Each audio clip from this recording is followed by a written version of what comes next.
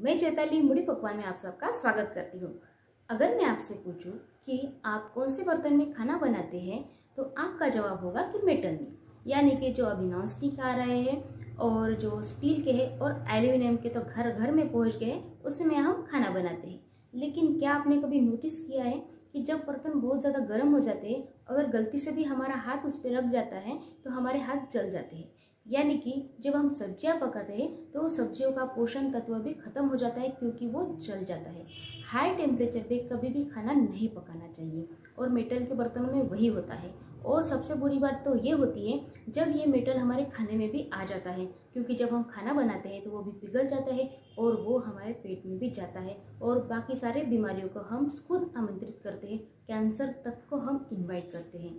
तो यही आज का टॉपिक है कि बर्तन कौन सी यूज़ करनी चाहिए, कि जो हम डाइट फूड खाना चाहते हैं, हेल्दी खाना चाहते हैं, लेकिन वो किस बर्तन में पकाना चाहिए, किस टेम्परेचर पे पकाना चाहिए, ये तो हम कभी बात करते ही नहीं है। तो वही आज की हमारी थीम है। आज हम इतनी ज़्यादा सप्लीमेंट खाते हैं, कभी हमने नोटिस किया है कि हमारे पूर्वजों को ये सप्लीमेंट खाने की ज़रूरत क्यों नहीं पड़ती थी? क्योंकि वो सब मिट्टी के बर्तनों में खाना खाते थे। मिट्टी के बर्तनों में बहुत ज़्यादा पोर्स होते हैं, जिस वजह से उसकी जो एक्स्ट्रा हीट है वो बाहर निकल जाती है और खाने के लिए जितनी हीट चाहिए उसी हीट में खाना पकता है और उसके जो पोषक तत्व है वो 100% बरकरार रहते हैं। तो वही बदलाव हमें आज भी हमारे खाने में लाना है। हमारे रूटीन का फर्स्ट पार्ट है कि हमारे बर्तन सबसे पहले हमें बदलने हैं।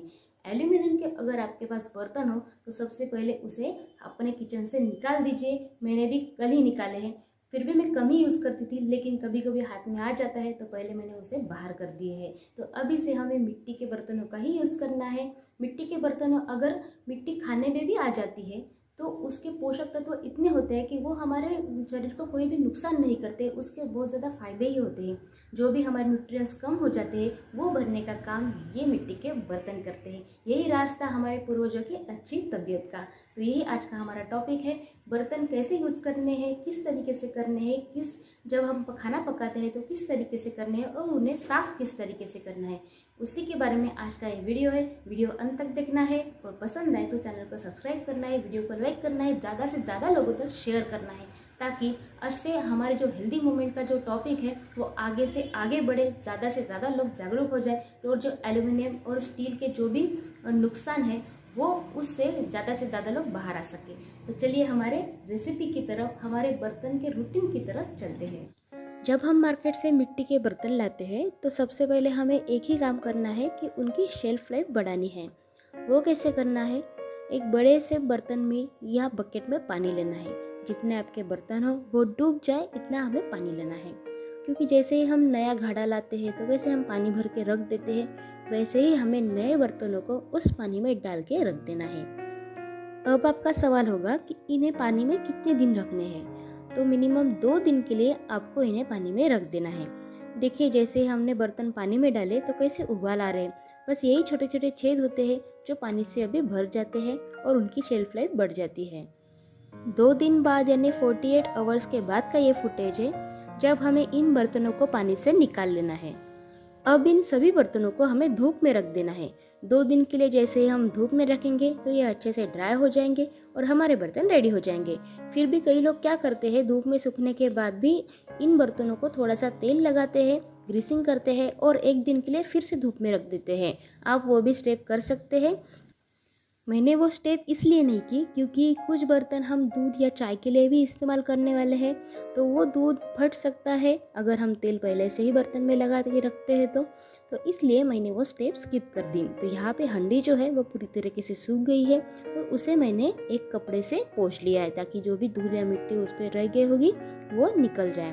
फिर इस हंडी में सबसे पहले हमें तेल डाल देना है। आपको ध्यान रखना है कि कभी भी मिट्टी के बर्तन डायरेक्टली हमें गैस के ऊपर नहीं रखने हैं। अगर आप तेल का यूज़ करना चाहते हैं तो तेल, अगर आप पानी से कोई चीज़ पकाने वाले हैं तो पानी, या कुछ ना कुछ डाल के ही आपको फिर वो बर्तन जो है गैस के ऊपर रख देना है। गैस का फ्लेम लो ही रखना है, कभी भी हाई फ्लेम पे मिट्टी के बर्तन नहीं रखे जाते। बस 5 मिनट में ही लो फ्लेम पे ये हंडी और तेल गर्म हो जाता है। फिर हमें जो भी मसाले इसमें डालने हैं वो हम डाल सकते हैं। तो मैंने यहाँ पे राई, जीरा, तेज पत्ता और दालचीनी और स्टार फूल इन सबको डाल दिया है। फिर कुछ हरी मिर्च, प्याज, इन सबको भी हम डाल सकते हैं। देखिए तेल अभी कितने अच्छी तरह से गर्म हो गया है, तो जो भी हम मसाले डालेंगे वो फटाफट डाल देने हैं और इसे मिक्स कर देना है। मिक्स करते टाइम सबसे इम्पॉर्टेंट बात यह है कि हमें स्टील या किसी भी और मेटल का चम्मच यूज़ नहीं करना है। मिट्टी के बर्तनों के लिए सिर्फ और सिर्फ लकड़ी के जो चम्मच आते हैं वही हमें यूज़ करना है। उससे क्या होता है, जो अंदर की मिट्टी है वो बाहर नहीं निकलती और खाने में नहीं जाती है। अगर हम मेटल के चम्मच यूज़ करते हैं तो वो उससे थोड़ी सी मिट्टी निकल सकती है और वो खाने में भी जा सकती है। तो इसीलिए हमें सिर्फ और सिर्फ लकड़ी के चम्मच ही यूज़ करने हैं। यहाँ पे मैं मसाला भात बनाने जा रही हूँ, इसलिए मैंने कुछ मसाले भी ऐड कर दिए हैं। कुछ हल्दी पाउडर, हाफ टेबल स्पून लाल मिर्च पाउडर और गरम मसाला और नमक भी डाल दिया है। बस इतने ही मसाले यूज़ करने हैं। इन सब मसालों को मैंने अच्छे से मिक्स कर दिया है। फिलहाल मार्केट में हरे चने बहुत आ गए हैं, इसलिए मैंने क्या किया, हरे चनों को छिलकों से निकाल लिया और फिर उसी चने का मैं चावल बनाने जा रही हूँ। तो आधा कटोरी चना मैंने इसमें डाल दिया है और कुछ चावल भी फिर हंडी में डाल देना है। जब भी आप हंडी में पानी का इस्तेमाल करेंगे तो आपको ध्यान रखना है कि एक बार हंडी या जो भी बर्तन हो वो गर्म हो जाए, फिर हमें उसमें ठंडा पानी बिल्कुल भी नहीं डालना है।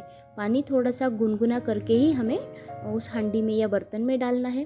तो यहाँ पे चावल जो है वो अच्छे से मिक्स हो गए हैं, तो थोड़ा सा पानी मैंने गुनगुना कर लिया था और फिर उस पानी को हंडी में डाल दिया है। अब इस स्टेज पे जब बर्तन अच्छे से गर्म हो गया है तो हम गैस का फ्लेम थोड़ा सा मीडियम कर सकते हैं और जैसे ही पानी में उबाल आ जाए फिर से हमें चम्मच से उसे मिक्स कर देना है और फिर ढक के इस चावल को पकने देना है। ढकना भी किस तरीके से है कि हमें थोड़ा सा पार्ट जो है वो खुला रख देना है, ताकि जो भी भाप वगैरह होगी वो निकल जाएगी। अगर हम पूरा उस पर ढक्कन रख देते हैं तो पानी उछल के बाहर आ सकता है और गैस काउंटर खराब कर सकता है। और जैसे ही पानी का लेवल पूरा कम हो जाता है तो हम पूरा ढक के इस चावल को पकने दे सकते हैं। 5 मिनट बाद आप जब चेक करेंगे तो ये चावल अच्छे से पक चुके होंगे।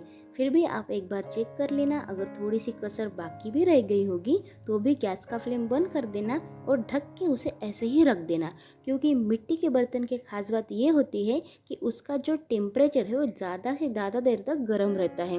जब भी आप गैस का फ्लेम बंद भी कर देंगे तो भी जो भी सब्जी होगी या दाल होगी वो पकती ही रहेगी। इसीलिए आपको 80% ही पहले कुक कर लेना है और 20% बाद में गैस का फ्लेम बंद करने के बाद भी वो कुक हो जाएगा। तो यहाँ पे मैंने मिट्टी की कढ़ाई ली है, तो हमें क्या करना है, तो मैं इसमें कढ़ी बनाने जा रही हूँ। आप इसमें कोई भी फ्राई करने वाली चीज़ भी बना सकते हैं। फिर से वही स्टेप करनी है, तेल डाल देना है और लो फ्लेम पे हमें कढ़ाई रख देनी है।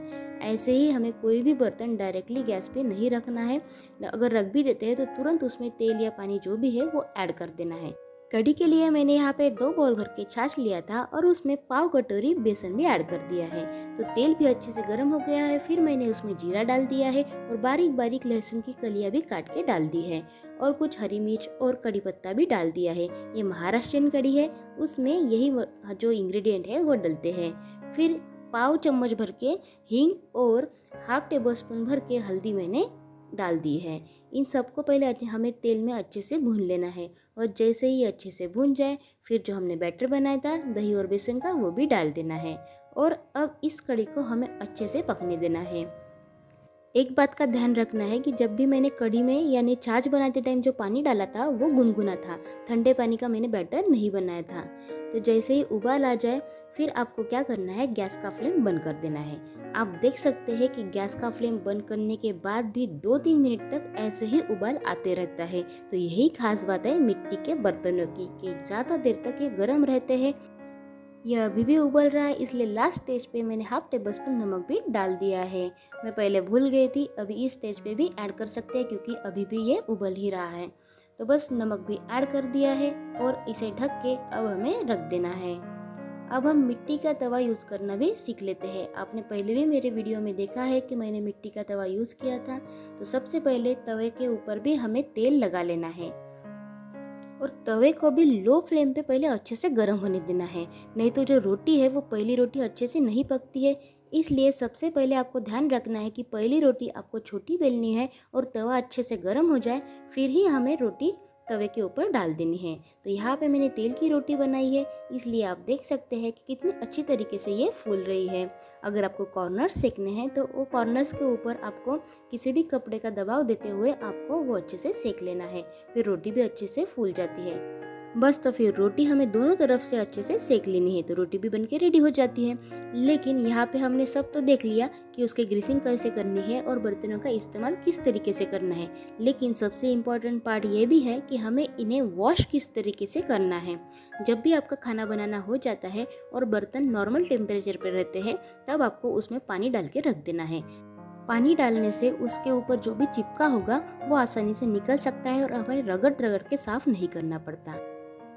सूखे नारियल के छिलके या ऐसे ग्रीन कलर का जो नॉर्मल स्क्रबर आता है उससे या गीले कपड़े से ही हमें बर्तन साफ करने हैं।